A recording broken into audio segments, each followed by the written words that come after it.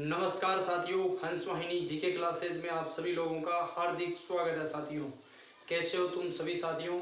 और सभी विद्यार्थियों को, सभी मेरे प्यारे विद्यार्थियों को शिक्षक दिवस की हार्दिक शुभकामनाएं। साथियों, शिक्षक का व्यक्ति के जीवन में बहुत ज़्यादा महत्व होता है, यानी गुरु का व्यक्ति के जीवन में साथियों बहुत ही ज़्यादा महत्व होता है।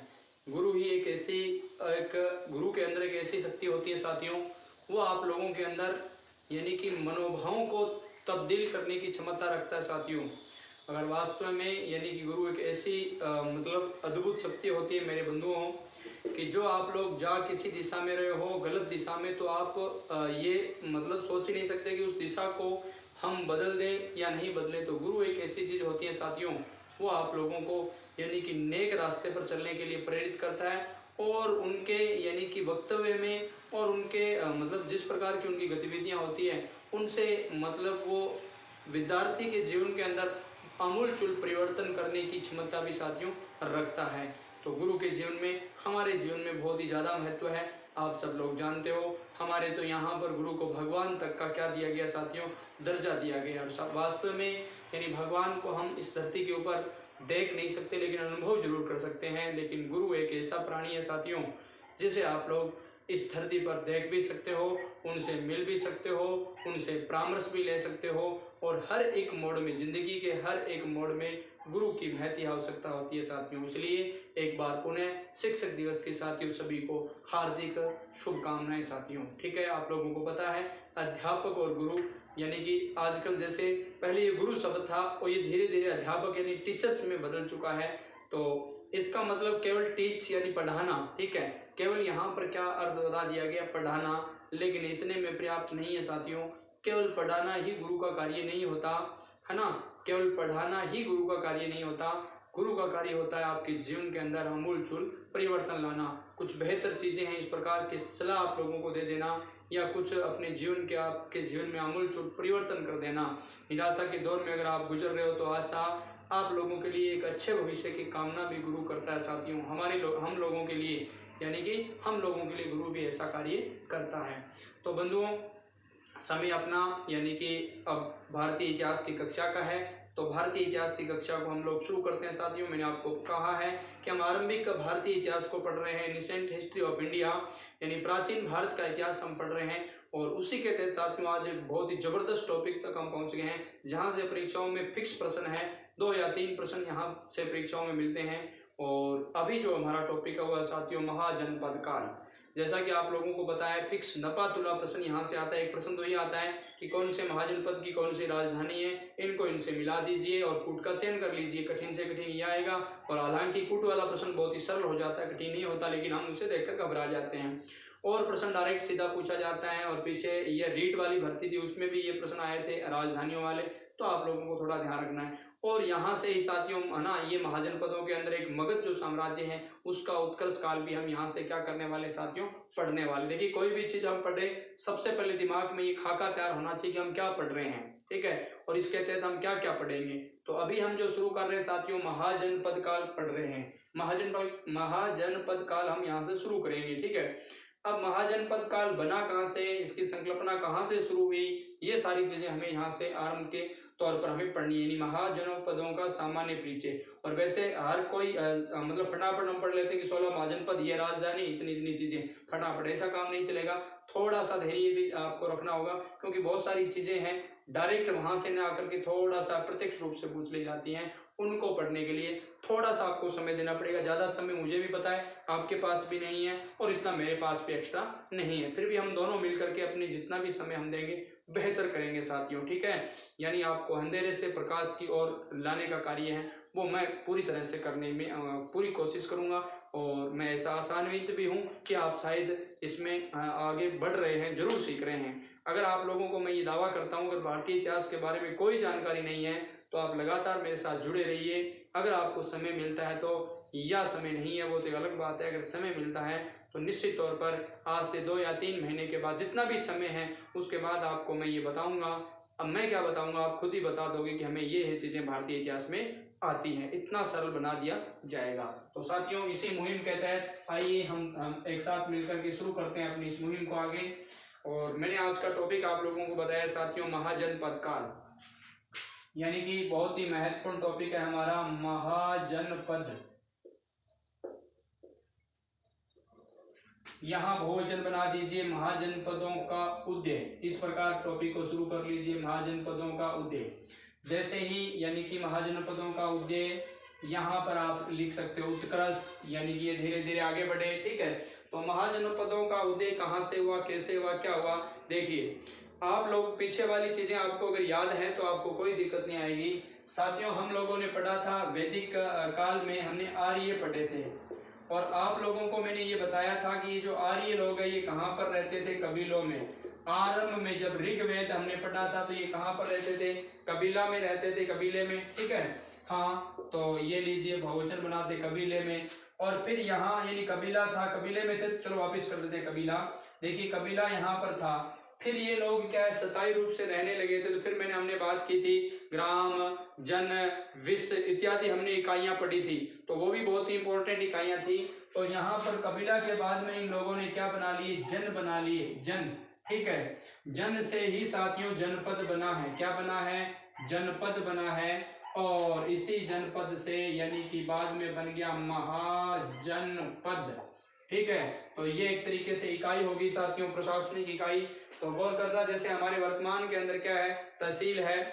जैसे हमारे आरंभ में ग्राम से शुरू होता है, पंचायत, फिर है ना धीरे धीरे इकाई बढ़ती जाती है ना, तहसील क्षेत्र की हो जाती है, फिर आपका जिला हो जाता है, फिर आपका राज्य हो जाता है, और फिर जिले के पहले यानी आपकी एक संभागीय एक इकाई और है, और उसके बाद संभाग के बाद आपका क्या हो जाता है साथियों, यानी राज्य हो जाता है, फिर देश है ही। तो देखिए कबीला, उसके बाद जन, है ना, पहले ही मतलब अस्थायी रूप से कबीले में रहते थे आपको पता है, फिर धीरे धीरे इन्होंने स्थायी निवास करा लिया, जन। आपने वैदिक सभ्यता में मैंने आपको पढ़ा था ऋग्वेद के अंदर 5 प्रमुख जनों का उल्लेख मिलता है, आपको पता है अच्छी तरह से आपने पढ़ा होगा। पुरु जो महत्वपूर्ण है ना था, तो वो भी आपने पढ़ा होगा।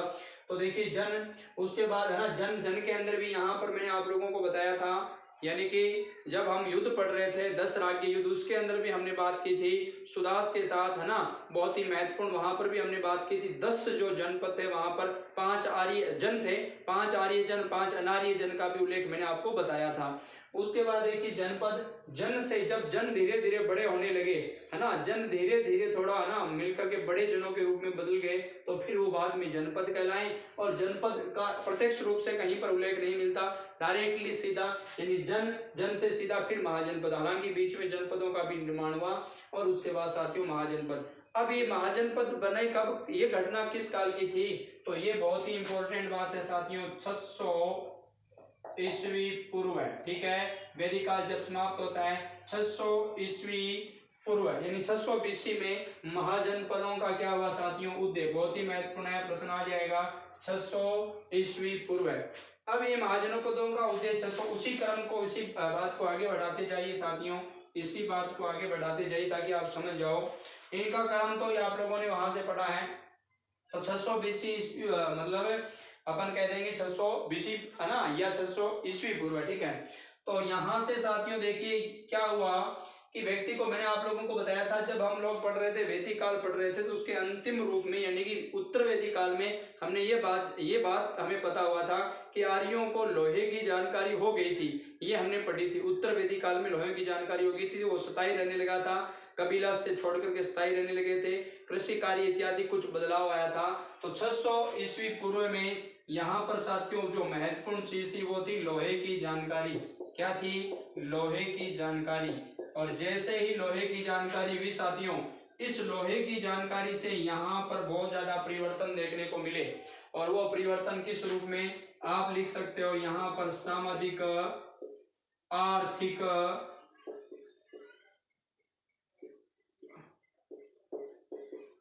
और राजनीतिक। ठीक है, ये यहाँ पर परिवर्तन देखने को मिले साथियों, राजनीतिक या राजनीतिक, यानी कि लोहे की जानकारी से। अब आप सोचोगे सामाजिक पर क्या प्रभाव पड़ेगा लोहे का, आर्थिक पर क्या प्रभाव पड़ेगा राजनीतिक। देखिए प्रभाव ये पड़ता है कि जैसे सामाजिक पे कैसे प्रभाव पड़ा, यानी जो पहले ये क्या करते थे, पशुपालन क्या करते थे, बाद में ये है ना कृषि करने लगे थे, क्योंकि आपको पता है गंगा घाटी के मैदान की बात है।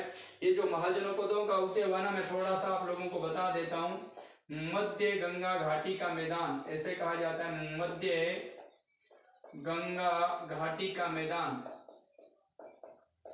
मध्य गंगा घाटी का मैदान। और साथियों जब भी ये मध्य गंगा घाटी की बात की जाएगी तो लगभग तकरीबन इसका जो क्षेत्र है वर्तमान बिहार प्लस यानी उत्तर प्रदेश, योगी या नीतीश कुमार, ठीक है। तो ये लीजिए बिहार उत्तर प्रदेश का क्षेत्र लगभग उस क्षेत्र में आता था।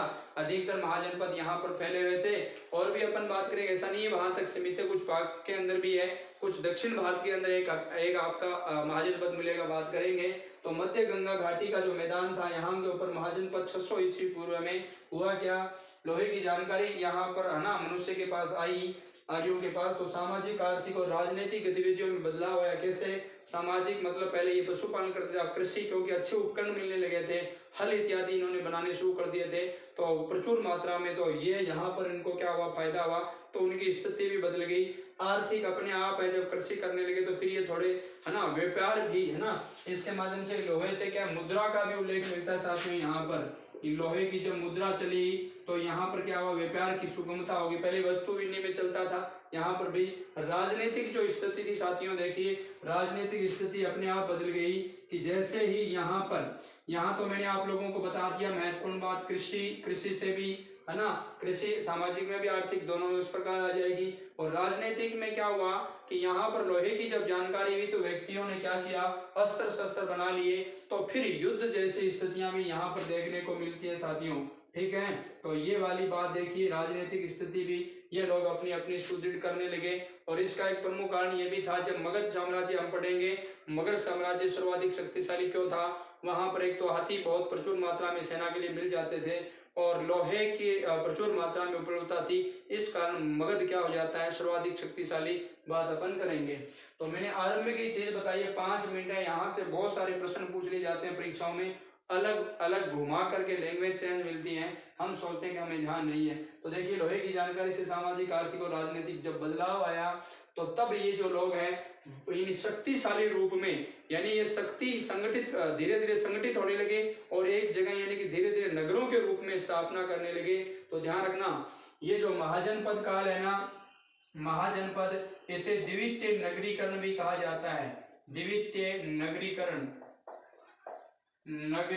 भी कहा जाता है, ठीक है। तो ये बात भी बहुत इंपॉर्टेंट है, द्वितीय नगरीकरण। और प्रथम नगरीकरण आप अच्छी तरह से जानते हो, सिंधु घाटी सभ्यता की नगरीय सभ्यता थी, तो आपको पहले से ही पता है। तो द्वितीय नगरीकरण इस महाजनपद काल की, यहाँ पर धीरे धीरे ये क्या हुए, स्ट्रॉन्ग सुदृढ़ स्थिति में हो गए, ठीक है। तो अब देखिए, ये मैंने आरंभिक बात आप लोगों को बताई कि महाजनपद काल का अस्तित्व है, किस रूप में आया, उस समय की स्थिति क्या थी, सारी बात मैंने आप लोगों को बता दी है। अब अपन 600 ईस्वी यानी पूर्व यानी 600 BC के समय यहाँ पर जो महाजनपद आए, महाजनपद काल, यानी कि एक शब्द मैं बार बार पढ़ रहा हूँ, महाजनपद ये थे, इनके काल को महाजनपद काल कहा जाता है। तो हम एक तरीके से महाजनपद काल ही पढ़ेंगे। तो सबसे पहले देखिए इंपॉर्टेंट बात मैं आप लोगों को बताना चाहता हूँ कि महाजनपदों की जानकारी हमें सबसे पहले कहाँ से मिली, ठीक है, ये बहुत इंपॉर्टेंट बात है। महाजनपदों की जानकारी,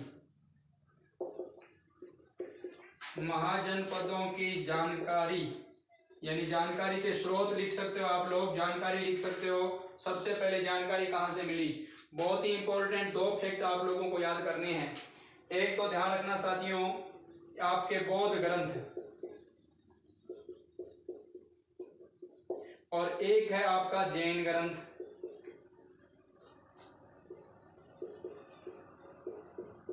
मैंने यहाँ 2 भागों में इसे बांट दिया, याद करने की सहूलियत से बहुत अच्छे अच्छे प्रश्न आते हैं। आज के टेस्ट में भी एक ऐसा प्रश्न मैंने समाहित किया था।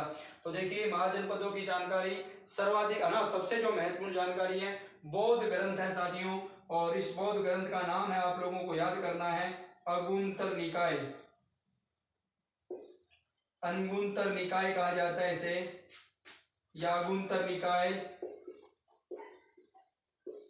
अगर आप लोगों को पता है तो यहाँ, अगर आपने पिछली कक्षाएं ली तो आपको अच्छी तरह से पता है कि अगुंतर निकाय साथियों सुत्त पिटक, यानी 3 जो पिटक थे उनमें जो सुत्त पिटक बहुत ही महत्वपूर्ण था, उसी पिटक का ये क्या है, भाग है। सुत्त पिटक को 5 निकायों में बांटा गया है। तो आपको वो अच्छी तरह से निकाय जरूर याद रहे होंगे।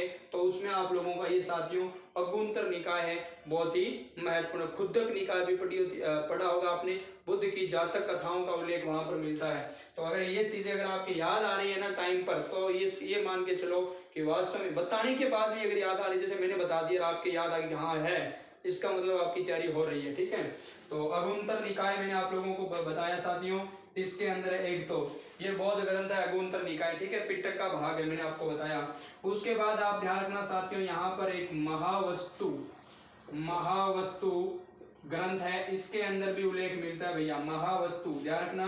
दूसरा बौद्ध ग्रंथ बता दिया महावस्तु, इसमें भी उल्लेख मिलता है। और जैन ग्रंथ तो आप सब लोग जानते हो साथियों, भगवती सूत्र।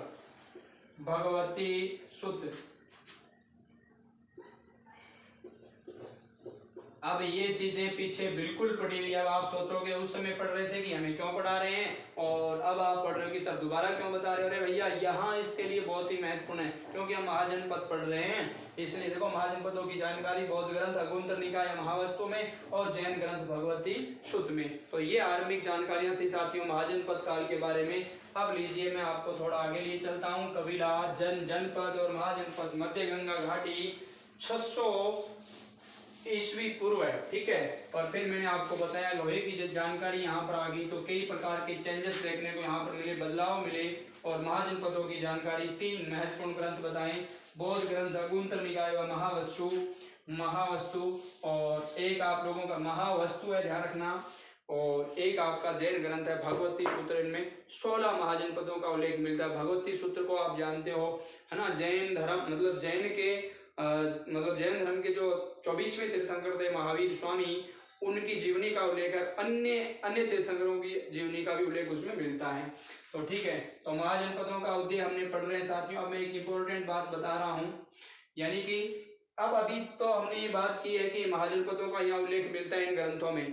अभी तक हमने ये बात नहीं कि कितने महाजनपदों का उल्लेख मिलता है। तो साथियों कुल जो महाजनपदों का उल्लेख मिलता है, कुल महाजनपद कितने हैं? 16 महाजनपद है। कितने महाजनपद है भैया? 16 महाजनपद। ये तो प्रश्न अब नहीं है कि महाजनपद कितने थे, ऐसा प्रश्न कोई नहीं आएगा। ठीक है, कुल महाजनपद कितने हैं? 16 महाजनपद है। इनमें देखिए इन महाजनपदों के अंदर प्रशासन कैसा था, थोड़ा सा एक प्रश्न यहाँ से बनता है, तो इसलिए मैं वो आपको बता देता हूँ। प्रशासन साथियों, प्रशासन भी 2 रूपों में इकाई बंटी हुई थी। एक तो थी आपकी राजतंत्र। क्या था? राजतंत्र। प्रशासन की एक इकाई तो क्या थी? राजतंत्र। यह आपकी पहली इकाई होगी। और प्रशासन की अगर अपन बात करें साथियों दूसरी इकाई की, तो वो थी साथियों आपकी कौन सी? यानी कि अपन कह सकते हैं गणतंत्र। गणतंत्र, ठीक है, ये बहुत ही इंपॉर्टेंट बात है, गणतंत्र। यहां से भी एक अच्छा सा प्रश्न बनता है।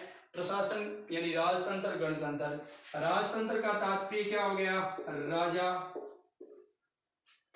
राजा का शासन राजतंत्र हो गया। और ये जो शासन होता था साथियों आनुवंशिक होता था, है ना, अपन कह सकते हैं पैतृक होता था। ठीक है, इसी प्रकार यानी जो पद होता था राजा का पैतृक होता था, उसका पुत्र, उसका पुत्र, उसका पुत्र, बड़ा पुत्र। ठीक है, तो ये वाली बात राजा का शासक, समझ गए आप लोग, ज्यादा बताने की जरूरत नहीं है। गणतंत्र के अंदर गण या संघ शासन करते थे। गण या संघ, राजा नहीं होता था यहाँ पर, गण या संघ शासन। ठीक है, यानी यहाँ पर राजा का शासन नहीं था, बल्कि गण या संघ का तात्पर्य, मतलब गण या संघ मतलब अलग अलग भागों में ये बंटा हुआ था, अलग अलग गण मिलकर के फिर ये जो महाजनपद का निर्माण करते हैं। मैं बात करूंगा इनकी। तो साथियों बहुत इंपॉर्टेंट प्रश्न आता है कि राजतंत्र मतलब ऐसा प्रश्न आ जाता है कि राजतंत्र किस, है ना, राजतंत्र किन किन महाजनपदों में है और गणतंत्र किन किन महाजनपदों में है। तो देखिए याद करने के लिए एक मतलब बहुत ही अच्छा तरीका मैं कह सकता हूँ, वो क्या होता है कि जो चीज ज्यादा होती है, इस प्रकार की चीजें होती है, उनको मत याद करो, कम वाले को याद करो, ज्यादा वाली अपने आप याद हो जाएगी। तो साथियों गणतंत्र के आप याद रखना, इस गणतंत्र के अंदर सिर्फ 2 गणतंत्र ऐसे हैं, सिर्फ 2 ही महाजनपद ऐसे जहां पर गणतंत्र था। आपको केवल उन्हीं को याद करना है। ठीक है, एक तो याद कर लेना साथियों वजी, क्या याद कर लेना? वजी। और एक याद कर लेना मल्ल। ठीक है, बस वजी और मल्ल। अभी तक मैंने 16 महाजनपदों के नाम नहीं लिखाया, लिखवाऊंगा भी नहीं, पहले सभी महाजनपदों को पूरा करवाऊंगा और फिर एक साथ फटाफट सभी की राजधानियां वो वहां पर आ जाएगी, ठीक है, ताकि आपका तुरंत रिवाइज हो जाएगा, कोई दिक्कत नहीं है, ठीक है। तो प्रशासन, राजतंत्र, राजा का शासक, ठीक है। गणतंत्र क्या था, गण या संघ का शासन होता था। गणतंत्र सिर्फ 2 ही महाजनपदों में था, यानी गणतंत्र कितने महाजनपदों में, 2 महाजनपद, जनपद, ठीक है। अब 2 महाजनपदों में एक तो आपका वजी आ गया, एक आपका मल आ गया, ठीक है। इन 2 महाजनपदों को याद करना साथियों। अब आपसे एक प्रश्न अंदरूनी यह पूछा जाएगा, आजकल के एग्जाम में ये प्रश्न आ जाता है कि वजी के अंदर कुल कितने गण थे। तो ध्यान रखना, वजी के अंदर 8 गण थे। वजी के अंदर कुल कितने गण थे, 8 गण थे। और इधर मल के अंदर कुल कितने गण थे साथियों, 2 गण थे। तो ये बहुत ही इंपॉर्टेंट बात है। गण या संघ, जैसे मैंने आपको बताया, छोटी इकाई हो गई, अलग अलग इकाइयां उसमें शासन करती थी और फिर उसका बना करके एक क्या बन जाता था, महाजनपद बन जाता था, ठीक है। तो गणतंत्र यहाँ पर 2 जो आप लोगों का महाजनपद है, इनमें गणतंत्र या संघ अपन कह सकते हैं, संघ या गण का शासन था, और राजतंत्र बाकी अन्य सभी, यानी इन दोनों को छोड़ करके, यानी आप लोग ये लिख सकते हो आराम से कि वजी व मल को छोड़ करके, वजी एवं मल को छोड़कर। अब ये याद करने का कितना गजब तरीका, आप पहले इनको रटोगे तो क्या फायदा होगा, ठीक है। परीक्षा में तक तो हमें याद नहीं रहेगा, लेकिन ये बात जरूर याद रह जाएगी, वजी और मल, वजी और मल, ठीक है, बहुत ही महत्वपूर्ण है, इन दोनों को याद कर लेना। बात अपन इनकी विस्तार से करने वाले। तो एक बार फटाफट 1 मिनट में सारी चीज रिवाइज। कुल 16 महाजनपद, प्रशासन, राजतंत्र, राजा का शासन, वजी व मल को छोड़कर सभी क्या थे, राजतंत्र, गणतंत्र 2, गणतंत्र, संघ या शासन, महाजनपद, वजी व मल, 8 गण। और ना इसमें वजी में कितने समूह थे, गणों के 8, और मल में कितने थे, 2। तो बहुत ही इंपॉर्टेंट बात होगी, 2 कैसे थे, 2 देखो आधे आधे ले आ रहे, ले और ले, ले और ले 2 आ रहे, तो 2 इसमें देखो वीट्रिक बन गया ना। अब इसमें आपसे पूछा जाएगा 8 गण, आप कहोगे इसमें भी जय और जय आ रहे हैं, ये नहीं याद कर लेना, मल को ही याद आप लोग कर लेना साथियों, ठीक है। तो ये मैंने प्रशासन की एक छोटी सी इकाई आप लोगों को बताई। 16 महाजनपदों का उल्लेख कहाँ पर मिलता है, अभी अभी हमने बात कर ली है, अगुंतर निकाय, महावस्तु, और एक जगह हमने बात की थी भगवती सूत्र में साथियों। कहाँ पर बात की थी, भगवती सूत्र में। बहुत इंपॉर्टेंट बातें, इन चीजों को लगातार हम लोग पढ़ रहे हैं साथियों, ठीक है। अब हम महाजनपद शुरू करें उससे पहले एक इंपॉर्टेंट बात और बताऊंगा। ये जो 16 महाजनपद है ना साथियों, 16 महाजनपद, महाजनपद 16 महाजनपद, इनमें से एक महाजनपद यानी कि अस्मक, सीधा लिखा देता हूं, एक फैक्ट है, सीधा याद कर लेना, अस्मक 16 महाजनपद है कुल। अस्मक जो महाजनपद था ना साथियों, एकमात्र जो महाजनपद था ये, वो कहाँ का, दक्षिण भारत का, दक्षिण भारत का, और सारे के सारे उत्तर भारत की ओर आएंगे, ठीक है। एकमात्र दक्षिण भारत का क्या था साथियों, ये महाजनपद था अस्मक।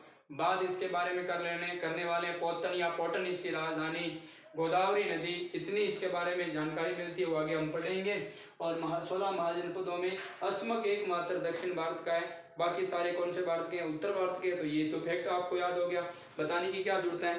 उत्तर भारत के तहत साथियों पाक के कुछ क्षेत्र भी इसमें आएंगे, मैं आपको बताने वाला हूँ। राजस्थान का भी एक मत्स्य अपन बात करेंगे, और मध्य प्रदेश का अवंती, वहां से भी अपन मतलब चर्चा करने वाले हैं। और उधर जब अपन बात करेंगे मतलब बिहार की, तो 3 बिहार के अंदर है ना, 8 आप लोगों के साथियों उत्तर प्रदेश में है, तो काफी चीजें उनकी भी चर्चा हम करेंगे।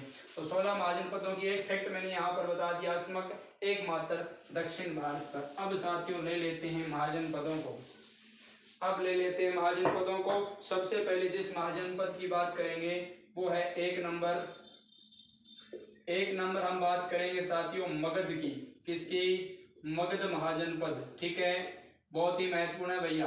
सबसे पहली बात तो ये पूछी जाएगी परीक्षा में, हमेशा आता है राजधानी, ये एक पॉइंट हमेशा ही परीक्षा में आता है।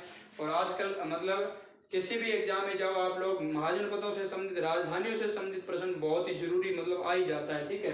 तो देखिए राजधानी, सबसे पहले आप लोगों को राजधानी पढ़नी होगी इसकी साथियों, राजगृह, राजगृह। और एक मैं और बात बता देता हूं आपको, इसी का दूसरा नाम था गिरिवज्र, गिरिवज्र, ये थी साथियों, ये राजधानी थी। और यहाँ पर आप पहले लिख लेना राजधानी, और उससे पहले एक नाम लिखना प्राचीन राजधानी। क्या लिखोगे साथियों? प्राचीन राजधानी। ठीक है, मैं यहाँ पर ऊपर लिख देता हूँ प्राचीन राजधानी। ठीक है, ये प्राचीन थी, क्या प्राचीन राजधानी राजगिरा या गिरी विजय। ठीक है, एक तो ये इंपॉर्टेंट बात। दूसरी देखो, यहाँ पर दूसरा ही बिंदु ये बनता है परवर्ती राजधानी। परवर्ती का मतलब बाद की राजधानी। तो बताने की क्या आवश्यकता बची है, सब लोग जानते हो साथियों, पाटलिपुत्र। पाटलिपुत्र। और निर्माण किसने करवाया था? अगर आप लोग इतिहास आपने आगे नहीं पढ़ा है, कुछ विद्यार्थी होंगे पढ़े हुए हैं, कुछ का नहीं पढ़ा हुआ है, नहीं पढ़ा हुआ है, तो वो तो अब मैं जो चीज बता रहा हूँ उनको साथ साथ में फटाफट तैयार करते जाए, आगे बड़ा आनंद आने वाला है। पाटलिपुत्र साथियों, अब देखो आनंदित टॉपिक शुरू हो चुके हैं, धीरे धीरे बड़े रोचक और बनेंगे। इतने दिनों में तो थोड़े से है ना अंदरूनी टॉपिक थे, अलग अलग जानकारी, लेकिन अब तो बहुत स्पष्ट जानकारियां आपको ज्यादातर मिलने वाली है। तो प्रवर्ती जो राजधानी है पाटलिपुत्र, और निर्माण इसका उद्यान करवाता है, बात आगे करेंगे अपन लोग। उद्यान है ना, निर्माण किसके द्वारा करवाया जाता है? उद्यान द्वारा करेंगे बात। ठीक है, तो पाटलिपुत्र प्रवर्ती राजधानी। अब एक और इम्पोर्टेंट बात मैं आपको बता देता हूँ। बात अपन किसकी कर रहे हैं साथियों? मगध की बात कर रहे हैं। एक इम्पोर्टेंट फैक्ट ये पूछा जाता है, वर्तमान क्षेत्र, क्या अब भी ये किसी क्षेत्र में, यानी इस पहले ये जहां पर था वहां पर अब भी कोई स्थान है क्या, या कोई क्षेत्र है क्या? तो बिल्कुल साथियों, ये भी एक अच्छा फैक्ट है जो हमें जानकारी लेनी चाहिए कि ये वर्तमान में अगर अपन बात करें साथियों, पटना एक क्षेत्र और है आपका, गया। ठीक है, पटना, गया, और एक क्षेत्र और है साथियों, बहुत ही इंपॉर्टेंट है, देखिए शाहाबाद। अब मैं एक चीज आपको थोड़ा सा बता देता हूँ याद करवाने के लिए, महाजनपद कैसे याद किए जाएंगे 16 के 16, एक जबरदस्त तरीका बताता हूँ। पहले तो आप लोग, मैंने मगध शुरू कर दिया है तो ध्यान रखना, सबसे पहले हम वही पढ़ेंगे। तीन ऐसे महाजनपद है जो बिहार में है। ठीक है, तीन ऐसे महाजनपद है साथियों जो कहाँ पर है? बिहार में है। अपन इन्हीं तीन बिहार वालों को सबसे पहले पढ़ेंगे, जो बहुत ही इंपॉर्टेंट है। ठीक है, सबसे पहले तो हम लोग पढ़ ही रहे किसको साथियों? मगध को, है ना। और उसके बाद हम लोग पढ़ लेंगे साथियों वजी को ले लेंगे, उसके बाद हम लोग पढ़ लेंगे अंग को। ठीक है, पहले बाद में कोई भी पढ़ो, यहाँ कोई फर्क नहीं पड़ता। ठीक है, तो ये बिहार के यानी वर्तमान बिहार है जहां पर हमारा, वहां पर ये क्या थे साथियों? महाजनपद थे। तो अब देखिए यहाँ पर एक थोड़ी सी चीज बता देना चाह रहा हूँ। पटना बिहार का क्षेत्र, गया बिहार का क्षेत्र, ठीक, लेकिन शाहबाद यूपी का क्षेत्र है, भी ध्यान रखना। यूपी का है तो यूपी का कुछ भाग इसमें आ जाता था। ठीक है, और ये दोनों आपके साथियों बिहार के, रटते रहने से कोई फायदा नहीं है। ठीक है, तो ये वाली बात है, वर्तमान क्षेत्र यहाँ का है। अब मैं एक और अच्छी सी बात बताता हूँ इंपॉर्टेंट। मगध साथियों सभी महाजनपदों में सर्वाधिक शक्तिशाली महाजनपद था भैया, ये सर्वाधिक शक्तिशाली, सर्वाधिक शक्तिशाली महाजनपद। ये सर्वाधिक शक्तिशाली तो था, एक प्रश्न यहां से आएगा, शक्तिशाली महाजनपद। आगे मगध के बारे में साथियों काफी विस्तार से चर्चा करूंगा, लेकिन यहाँ पर आपकी पृष्ठभूमि तैयार कर देता हूँ ताकि आपको आगे दिक्कत नहीं, आपकी गाड़ी फुल स्पीड से दौड़े, है ना, रनवे के ऊपर बहुत ही सुंदर तरीके से साथियों, आनंद आ जाएगा। क्या बात है ना। तो देखिए सर्वाधिक शक्तिशाली महाजनपद, है ना, और वो महाजनपद कौन सा है बताने की आवश्यकता नहीं, हम पढ़ रहे हैं मगध को पढ़ रहे हैं। सर्वाधिक शक्तिशाली महाजनपद साथियों मगध ही था। लेकिन अब एक प्रश्न आ जाए आपसे कि इस मगध को सर्वाधिक शक्तिशाली बनाने में योगदान किसका था? सर्वाधिक शक्तिशाली बनाने में योगदान किसका था? तो वैसे तो अलग अलग चीजों का योगदान अपन बात करेंगे, लेकिन यहाँ सीधा प्रश्न शासक की ओर इशारा कर रहा है। एक वंश आता है साथियों, जिस वंश का नाम है हर्यक वंश। क्या नाम है? हर्यक। मगध का पहला वंश बताया जाता है यहाँ पर हर्यक वंश शक्तिशाली के रूप में। तो ये जो हर्यक वंश है इसके शासक आते हैं साथियों बिंबिसार व अजात शत्रु, बिंबिसार एवं अजात शत्रु, अजात शत्रु। ठीक है, बहुत ही इंपॉर्टेंट है। इन लोगों ने बिंबिसार में अजातशत्रु का क्या है सर्वाधिक शक्तिशाली बनाने में काफी क्या बहुत ही ज्यादा योगदान है। देखिए साथ साथ में सारी चीजें एक साथ आपको बताने की कोशिश कर रहा हूँ, है ना। आनंद जरूर आ रहा होगा अगर आप लोग धैर्य से और मन लगा करके इसे पढ़ रहे हो तो, ठीक है। तो मगध राजधानी प्राचीन राजगृह या गिरिवज्र, वर्तमान क्षेत्र क्या पटना, गया और इलाहाबाद का कुछ क्षेत्र आता है जो यूपी में, बाकी दोनों बिहार में है। परवर्ती राजधानी पाटलिपुत्र, निर्माण कौन साथियों उद्ययन करवाता है। और मैंने आप लोगों को बताया सर्वाधिक शक्तिशाली महाजनपद है वो कौन सा साथियों, मगध है।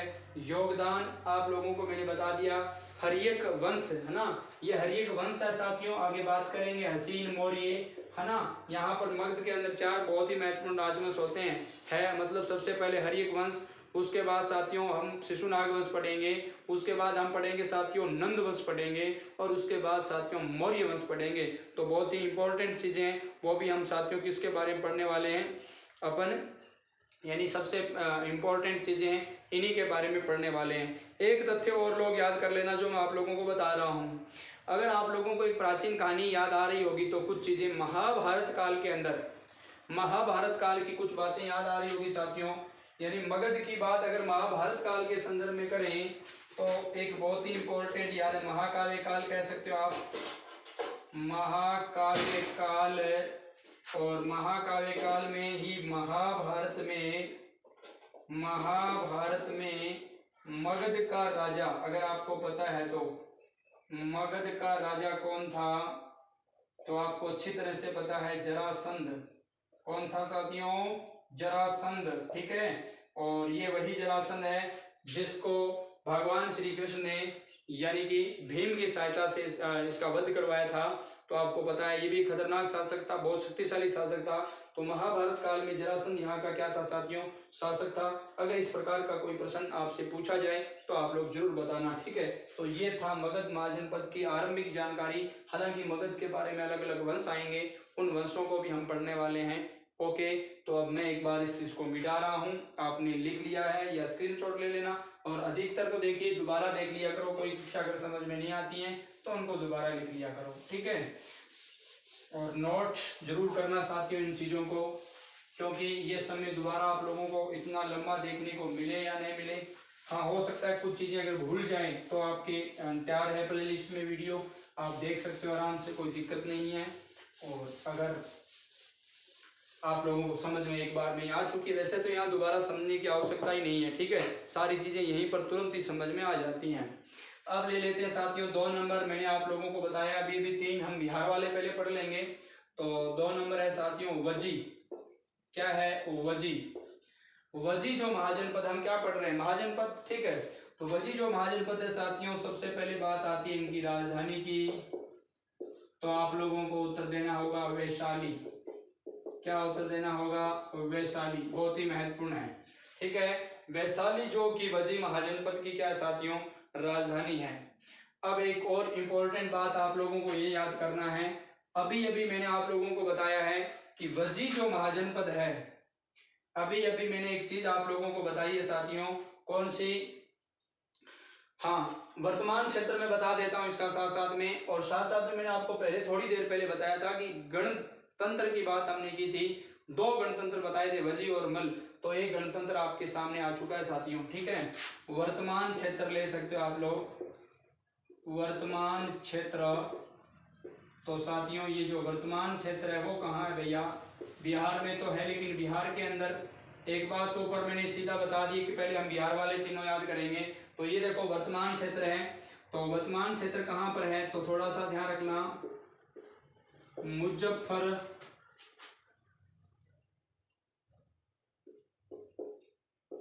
मुजफ्फरबाद, और एक साथ साथ में और लिख लेना यानी कि दरभंगा, दरभंगा, ठीक है। मुजफ्फरबाद व दरभंगा, और ये आपका साथियों कहाँ पर है, बिहार में है। तो बताने की आवश्यकता ही कहाँ बची है। तो यहाँ पर आप लोगों का क्या है, यानी कि जो आपका वजी जो गणराज्य है वो यहाँ पर है, सॉरी हाँ वजी गणराज्य, महाजनपद तो है ही। अब ये गणराज्य मैंने आप लोगों को बताया साथियों, इस वजी के अंदर 8 है, ये क्या है, 8 गणों का समूह है। 8 गणराज्यों का समूह है, गणों का समूह है, 8 गणों का समूह है। इसके अंदर वजी यानी कि इसके अलावा भी कुछ गण है, जैसे कि मैं आप लोगों को बता देता हूं एक आध नाम। जैसे आप लोग एक तो नाम पढ़ते हो साथियों, कौन सा, लिच्छवी गणराज्य, लिच्छवी गणराज्य है ना। और एक चीज चटक की बहन हमने पढ़ा है, वो अच्छी तरह से बात है महावीर वाली। और एक चीज और बता देता हूँ साथियों आप लोगों को, लिच्छवी के बाद आप मिथिला पढ़ लीजिए, मिथिला, मिथिला विधेय, ठीक है। और इसी प्रकार साथियों एक आपको और नाम मिलेगा, है ना, लिच्छवी ज्ञात्रिक कुल, ज्ञात्रिक जो है आप लोगों का, वह भी यहाँ ध्यान रखना, ज्ञात्रिक, ठीक है। तो ये यहाँ के प्रमुख क्या थे साथियों, ये यहाँ के प्रमुख गणतंत्र थे, ठीक है। और कहते हैं कि मिथिला पहले ना राजतंत्र था, बाद में ये क्या हो गया था, गणतंत्र हो गया था, ठीक है। बाद में ये क्या हो गया था, गणतंत्र हो गया था। ये बात भी आप लोगों को ध्यान रखनी है। मिथिला शब्द विधेय आपको कुछ याद आ रहा होगा, ये भी बहुत ही इंपॉर्टेंट है साथियों, ठीक है। जब अपन बात करते हैं विधेय राज जनक की, तो उस और भी ये बात चली जाती है, ठीक है। तो ये था साथियों आपका वजी गणराज्य, जो कि बहुत ही इंपॉर्टेंट था। सबसे इंपॉर्टेंट बात तो यही थी जो मैंने आप लोगों को बता रखी है। अब एक बात यहाँ पर और आप लोग याद कर लेना, दोबारा बता देता हूँ। वजी, राजधानी वैशाली, वर्तमान क्षेत्र मुजफ्फरबाद, यहाँ थोड़ा सा मुजफ्फरबाद नहीं है, पुर है ये, ठीक है, मुजफ्फरपुर, ठीक है। पुर लगाना भैया, थोड़ा सा वाद की जगह पुर कर देना, है ना। दरभंगा, और ये दोनों ही क्षेत्र कहाँ पर है, बिहार में है, ठीक है। दोनों ही क्षेत्र कहाँ के, बिहार के हैं। तो ये आपका वजी गणराज्य के बारे में मैंने कहा 8 गणों का समूह है। तो आप लोग यहाँ पर लिखने की मतलब लिख सकते हो, कोई दिक्कत नहीं है। ये क्या है, यहाँ गणतंत्र था भैया, गणतंत्र, ठीक है। और वैसे वहां पर भी आप लोगों ने लिख रखा है, कोई दिक्कत नहीं है। आरंभ में मैंने ये बात आप लोगों को बता दी है, कौन सी भैया, गणतंत्र वाली। इतनी बार ये रिवाइज हो जाती है चीजें, आखिरकार आप लोगों को याद होनी पड़ती है, ठीक है। हाँ, गणतंत्र, ठीक है। तो ये आ गया आपको साथियों वजी, ठीक है। और एक और गणतंत्र था, वो कौन सा था साथियों, मल्ल था। तो अब एक और यानी कि एक और महाजनपद ले लेते हैं वजी के बाद में। बिहार का एक और पड़ा है, अगर आपको पता है तो बहुत ही इंपॉर्टेंट है, वो भी बहुत ही इंपॉर्टेंट है। जैसे ही नाम आएगा आपके दिमाग में अपने आप आ जाएगा, अंग। 3 नंबर महाजनपद ले रहे हैं साथियों, अंग। और बिहार का ये तीसरा है, ठीक है, अंग। अब देखिए अंग महाजनपद के बारे में बात करेंगे तो सबसे पहले बिंदु क्या आएगा, ये आएगा राजधानी। राजधानी, अंग की राजधानी है साथियों चंपा। क्या राजधानी है, चंपा। कोई भी चीज अंग के चंपक जाती है, चिप जाती है, अपन अपनी भाषा में कहते हैं, तो अंग चंपा याद करना बहुत इंपॉर्टेंट है। और वैसे साथियों इस चंपा नामक एक यहाँ पर नदी भी थी, चंपा नदी अंग एवं मगध महाजनपद, मगध के मध्य बहती थी,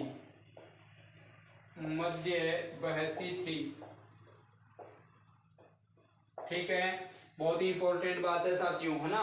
हाँ, और कहते हैं कि जो चंपा जो नगर था, अभी मैं बात करूंगा इस चंपा नगर की, तो इस नगर की, है ना, जो योजना बनाई थी वो था महागोविंद नामक व्यक्ति, महागोविंद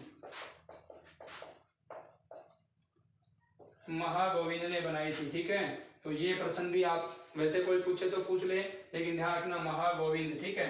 अब देखिए साथ में जो इंपॉर्टेंट बात मैं बताता हूँ, अंग के बारे में हम कर रहे हैं। राजधानी क्या साथियों, चंपा है। राजधानी कौन सी है भैया, चंपा है, ठीक है।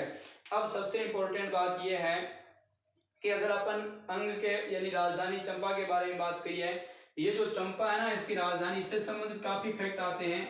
ये जो चंपा है साथियों बुद्ध कालीन, एक इंपॉर्टेंट बात और बता रहा हूं, बुद्ध कालीन 6 नगरों, कई जगह महानगर भी लिख रखा है, 6 नगरों में प्रमुख है भैया। 6 नगरों में स्थान या गणना, चंपा की गणना बुद्धकालीन 6 नगरों में भी मिलती है। बुद्ध के समय देखो, बुद्धकालीन 6 नगरों में गणना। एक चीज मैं और बता रहा हूँ, पिछली चीज के बारे में सुन लीजिए। हमें वो बता रहा था, बीच में दिमाग में वो निकल गई बात, फिर आगे अपनी कक्षा शुरू हो गई। मैं आप लोगों को बता रहा था, अभी हम वजी गणराज्य पढ़ रहे हैं साथियों। वजी गणराज्य गणराज्यों में ध्यान रखना, वजी गणराज्य गणराज्यों में सबसे शक्तिशाली था, सबसे शक्तिशाली, ठीक है, सबसे शक्तिशाली। ध्यान रखना भैया गणराज्यों में। और वैसे सर्वाधिक शक्तिशाली कौन था? मगध था, महाजनपदों में, ठीक है। तो वजी और मल दो ही तो थे, तो उसमें सर्वाधिक शक्तिशाली कौन सा था? आपका वजी था, ठीक है। अंग, राजधानी चंपा की बात कर रहे थे, नगर योजना बात कर ली थी, चंपा नदी की भी मैंने बात बताई आपको। बुद्धकालीन 6 नगरों में यहाँ पर साथियों इनकी क्या होती है? गणना होती है। अब आपके दिमाग में ये प्रश्न स्वाभाविक है, उठता है, जैसे यहाँ 6 नगरों का नाम लिखा है, तो आप थारो जी करे कोजी तैया, क्या गुरु जी जल्दी से बता दे 6 है ना? हाँ सर, ये 6 नगर कौन से थे? लीजिए 6 नगरों की बात अपन कर लेते हैं, ठीक है। इन 6 नगरों को मैं आप लोगों को लिखा देता हूँ। एक तो साथियों बहुत ही महत्वपूर्ण जो नगर है वो है काशी, एक आपका आ जाएगा कौशाम्बी, कौशाम्बी,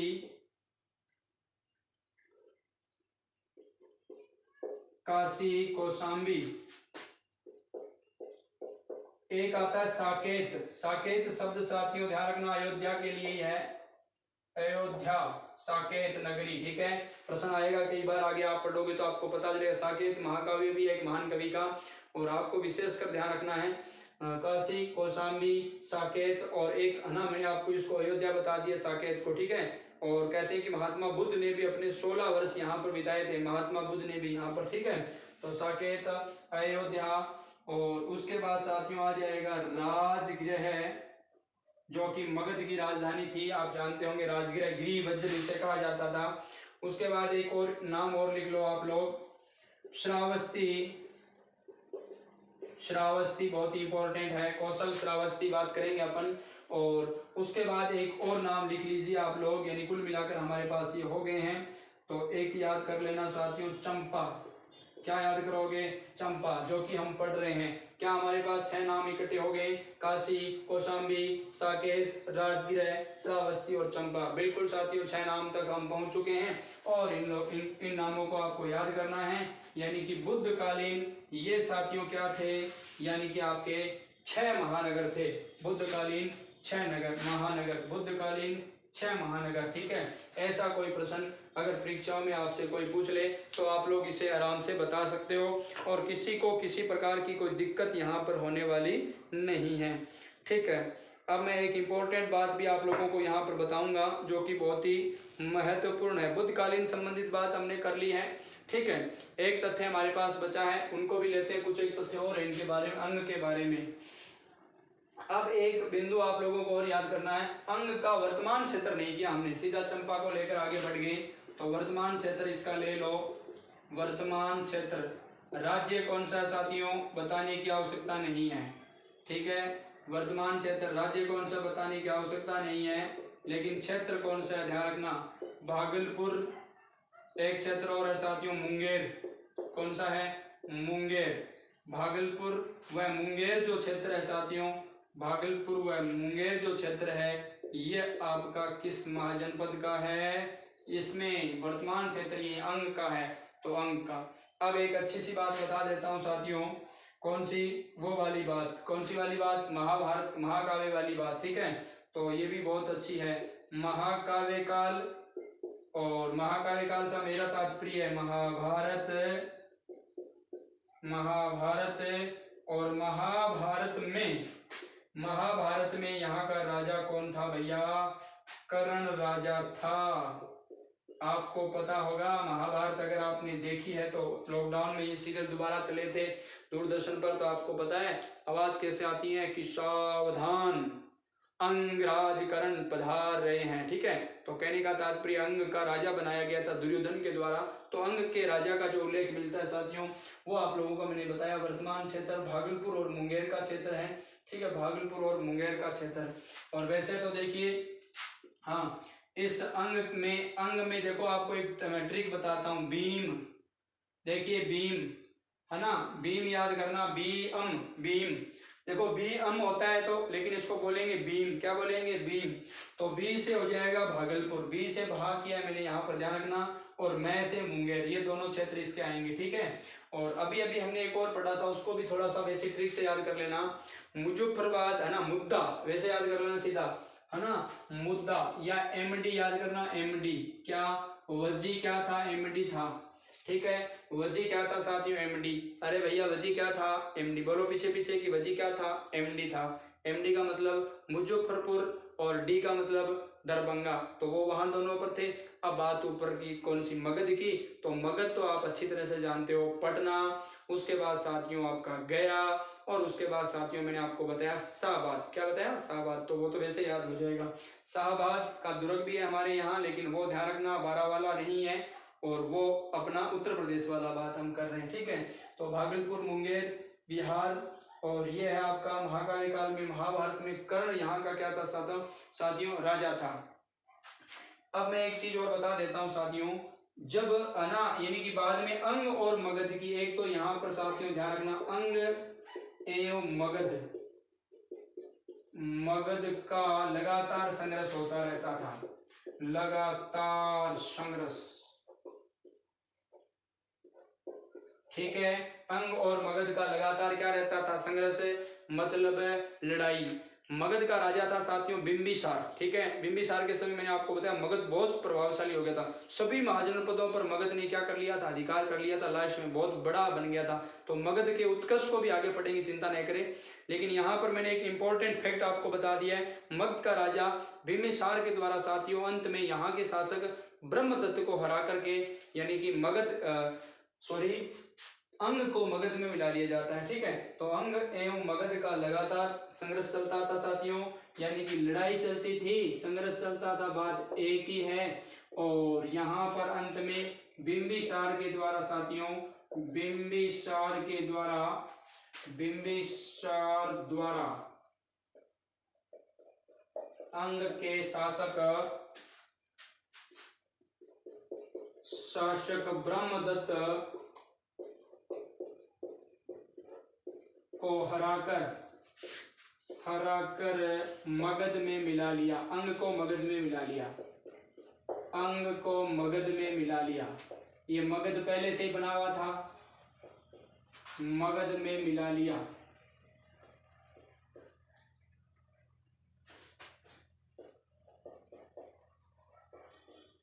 में मिला लिया।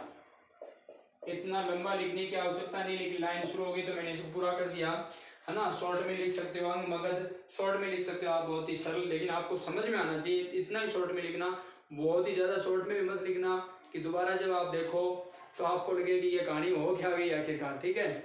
और वैसे कोई दिक्कत नहीं, प्लेलिस्ट है यहाँ पर, मैं भी आपके साथ लगातार जुड़ा हूँ, लेकिन फिर भी समय बचाने के लिए साथियों ऐसा इस प्रकार लिखा करो ताकि खुद को जरूर समझ में आ जाए, ठीक है। कहीं ऐसा मामला नहीं हो कि आपको खुद को ही समझ में नहीं आए, दूसरा तो बिल्कुल नहीं समझ सकता, ये तो श्योर ही बात है, ये तो अपनी पद्धति ऐसी है कि दूसरा, है ना, पद्धति ऐसी है, बिल्कुल दूसरा बिल्कुल नहीं समझ पाएगा। हाँ, या फिर इस शैली में कोई व्यक्ति पढ़ा हुआ है, ठीक है, इसी शैली से, तो वो फिर समझ सकता है, ठीक है। तो मेरी थोड़ी सी छोटी सी सलाह मैंने कही, दोबारा मैं इस चीज को रिवाइज करूंगा साथियों फटाफट। वजी सबसे शक्तिशाली, ये मैंने अलग से बताई आपको। अंग राजधानी चंपा, नगर क्या योजना कौन महागोविंद ने की, चंपा की नदी है जो अंग और मगध के बीच में बहती थी। बुद्धकालीन 6 नगरों में गणना है किसकी, चंपा की। बुद्धकालीन 6 नगर कौन कौन से हैं, काशी, कौशाम्बी, साकेत, राजगीर, श्रावस्ती, चंपा। कुछ मेरे से आप आशा कर रहे हो मुझे लगता है ना, कुछ बताना चाहिए आप लोगों को। चलिए मैं एक ट्रिक बताता हूँ इनको याद करने के लिए, इनको याद करने के लिए ट्रिक काम ले लीजिए आप लोग। चलिए देखिए, बहुत इंपॉर्टेंट ट्रिक बन गया है, बस ट्रिक हाथों हाथ बन जाता है। काकोशा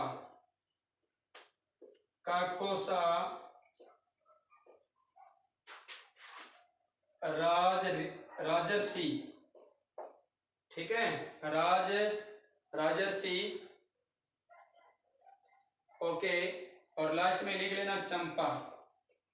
ये लीजिए ट्रिक याद करना, 4 बार बोलना, याद हो जाएगा। काकोसा राजश्री, ठीक है, काकोसा राजश्री चंपा, 3 बार बोलो, काकोसा राजश्री चंपा। तो का से क्या हो गया देखिए फटाफट, का से काशी, को से कौशाम्बी, सा से साकेत, राज से राजगृह है, और उसके बाद श्री से श्रा कर लेना आप लोग, श्रावस्ती, इतना तो कर ही दोगे, और फिर चंपा। तो काकोसा राजश्री चंपा, ठीक है। काकोसा, राजश्री, चंपा। ओके, बन गया ट्रिक। 6 नगर है ये, बुद्धकालीन 6 महानगर या नगरों का उल्लेख मिलता है साथियों। महापरिनिर्वाण जो है ना, महापरिनिर्वाण सूत्र एक ग्रंथ है, उसमें इसका क्या मिलता है, उल्लेख मिलता है। ठीक है, तो भागलपुर, मुंगेर, बिहार। तो महाकाव्य काल, महाभारत में कर्ण राजा यहाँ का था, आपको पता होगा। ठीक है, अंग देश का, अंग एवं मगध का लगातार लड़ाई रहती थी। अंत में बिंबिसार के द्वारा क्या कर लिया गया, शासक ब्रह्मदत्त को हरा करके, यानी कि क्या कर लिया गया, अंग को मगध में मिला दिया गया। कितनी अच्छी बात पढ़ी है साथियों, आनंद आ गया होगा। देखिए क्या चीजें हैं, आज हमने क्या पढ़ा, मैं मतलब 2 या 3 मिनट में पूरी क्लास को मोटे मोटे तौर पर मैं रिवाइज कर देता हूँ। देखिए आज हमने पढ़ा महाजनपद काल। महाजनपद काल मैंने आपको संकल्पना बताई 600 ईस्वी पूर्व है।